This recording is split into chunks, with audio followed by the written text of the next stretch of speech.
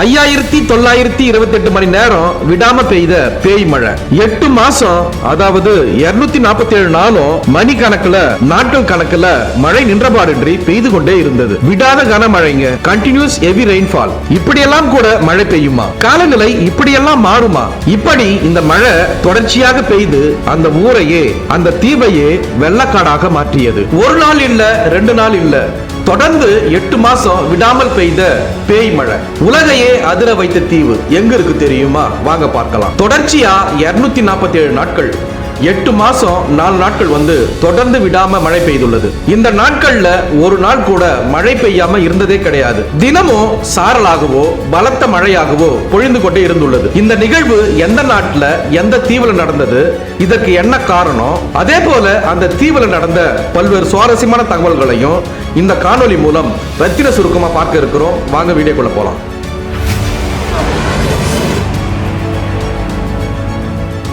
மழைனா நாம எல்லோருக்குமே பிடிக்கும்.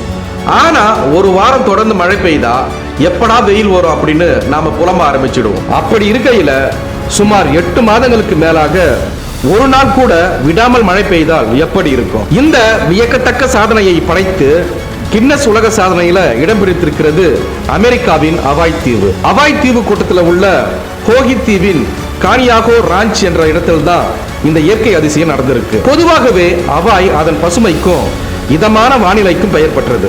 ஆனா 1993 மற்றும் 1994 ஆண்டுகளுக்கு இடைப்பட்ட காலம் அந்த ஊர் மக்களின் நினைவிலிருந்து நீங்காத ஒன்றாக மாறிவிட்டது. ஏன்னா இந்த மாரத்தான் மழைப்பொழிவு தொடங்கிய நாள் ஆகஸ்ட் 27. 1993 அன்று தொடங்கிய மழை ஒரு நாள், ஒரு வாரம், ஒரு மாதம் என நீண்டு கொண்டே சென்று ஏப்ரல் 30, 1994 வரை நீடிச்சது. 247 நாட்கள் தொடர்ச்சியாக. இது கிட்டத்தட்ட 8 மாதங்கள் 4 நாட்கள் ஆகும். அதாவது அந்த 247 நாட்கள்ல ஒரு நாள் கூட மழை பெய்யாம இருந்ததே கிடையாது. தினமும் வானம் மேகமூட்டத்துடனும் சாரலாகவோ அல்லது பலத்த மழையாகவோ பொழிந்து கொண்டே இருக்கிறது. ஹவாய் தீவுகள் பசிபிக் பெருங்கடலின் நடுவில் அமைந்திருப்பதாலும் அங்குள்ள உயரமான மலைகள் ஈரப்பதம் மிக்க காற்றை தடுத்து நிறுத்துவதாலும் அங்கு அடிக்கடி மழை பெய்யும். ஆனா கானியாகோ ராஞ்ச் பகுதியில் நிலவிய ஒரு குறிப்பிட்ட வானிலை மாற்றமே இந்த நீண்டகால சாதனைக்கு காரணமாக அமைந்தது. கொஞ்சம் கற்பனை செஞ்சு பாருங்க.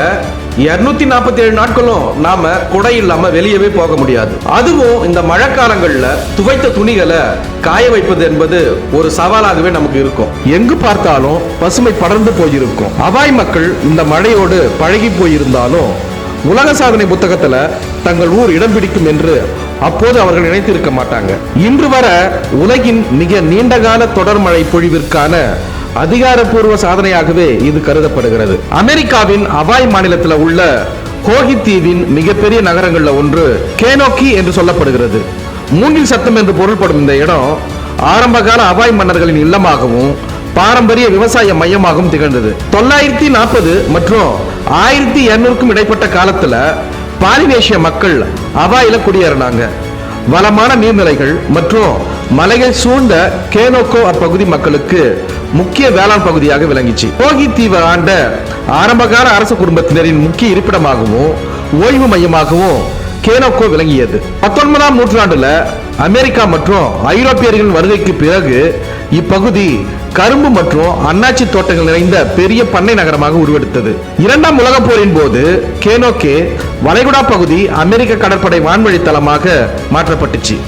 இது பசிபிக் போர்ல மிக முக்கிய பங்கு வகிச்சது. தற்போது இந்த நகரம் இயற்கை எழில் கொஞ்சம் சுற்றுலா தலமாகவும் நவீன வசதிகள் கொண்ட ஹெனாலு கவுண்டியின் முக்கிய குடியிருப்பு பகுதியாகவும் மாறியுள்ளது. மேலும் இந்த இடத்துல இருக்கிற முக்கிய இடங்கள் என்னன்னு பார்த்தோம்னா கோனெட் தீவு அப்படின்னு சொல்லக்கூடிய கோகனட் ஐஸ்லாண்ட் என்று அழைக்கப்படும் இந்த தீவு ஹவாய் கடற்படை உயிரியல் நிறுவனத்தின் ஆராய்ச்சி மையமாக செயல்படுது.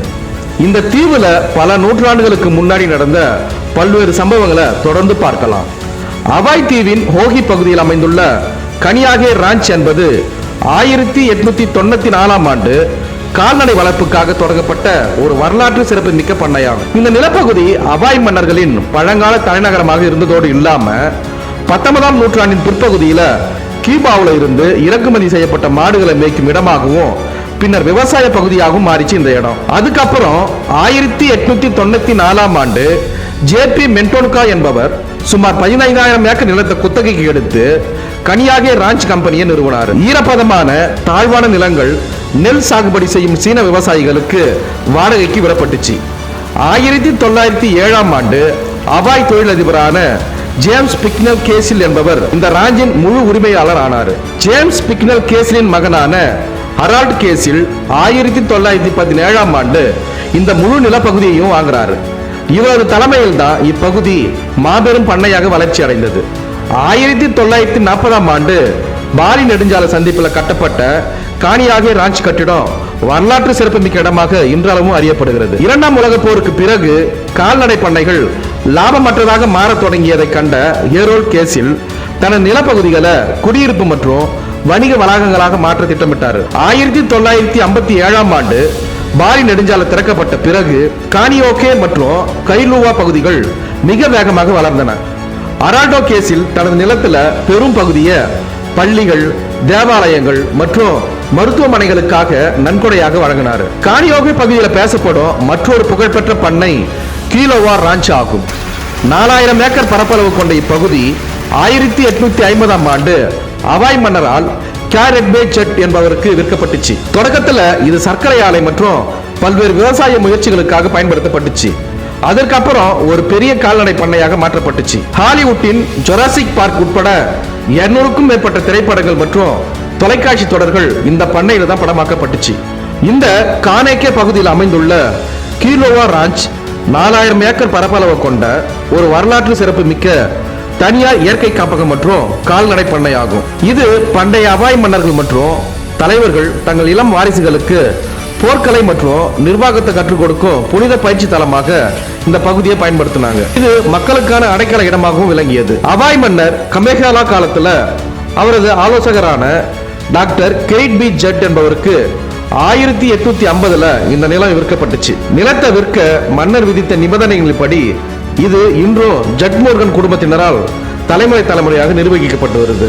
1860களில் ஓவாகி தீவின் முதல் நீராவி இயக்க சர்க்கரை ஆலை இங்குதான் நிறுவப்பட்டுச்சு. போதிய மழையின்றி அந்த முயற்சி அந்த காலத்துல கைவிடப்பட்டுச்சு. இது கால்நடை வளர்ப்பு பண்ணையாகவே அந்த இடத்துல மாறி இருந்தது. இவை மட்டும் இல்லாம கானேகோ மற்றும் கைலுவா நகர்களின் வளர்ச்சிக்கு கானேகோ ராஞ்ச் மற்றும் அரால்ட் காஸ்ட் குடும்பத்தினரின் பங்களிப்பு மிகவும் முக்கியமானதா இருந்துச்சு அந்த காலத்துல. இந்த தீவுல இருந்த காஸ்டல் குடும்பம் 12,000 ஏக்கருக்கு அதிகமான நிலங்களை இப்பகுதியில் வச்சிருந்தாங்க. 1940ல கட்டப்பட்ட கானேகோ ராஞ்ச் கட்டிடத்தின் தலைமை அலுவலகம் தற்போது வரலாற்று சிறப்புமிக்க இடமாக அங்கீகரிக்கப்பட்டுள்ளது. இந்த அவாய் பாரம்பரிய கட்டிடத்தை பிரபல கட்டிடக்கலை நிபுணர் ஆல்பர்ட் எலி ஐவ்ஸ் வடிவமைத்தார். நான் முன்னாடி சொன்ன மாதிரி 1950களுக்கு பிறகு ராஞ்ச் நிலங்கள் குடியிருப்புகளாகவும் பள்ளிகள், மருத்துவமனைகள் மற்றும் கோல்ஃப் மைதானங்களாகவும் மாற்றப்பட்டு பொதுமக்களின் பயன்பாட்டிற்காக காஸ்டல் குடும்பத்தால் வழங்கப்பட்டுச்சு. இதே போல உலகில் நடக்கக்கூடிய பல்வேறு சுவாரஸ்யமான தகவல்களை, புது செய்திகளை உடனுக்குடன் தெரிந்து கொள்ள எங்களுடைய தமிழ் களஞ்சியம் சேனலை பின்தொடருங்க. மேலும் இது போன்று பல்வேறு சுவாரஸ்யமான தகவல்களை அடுத்த காணொலி மூலம் விரிவா பார்க்கலாம். நன்றி.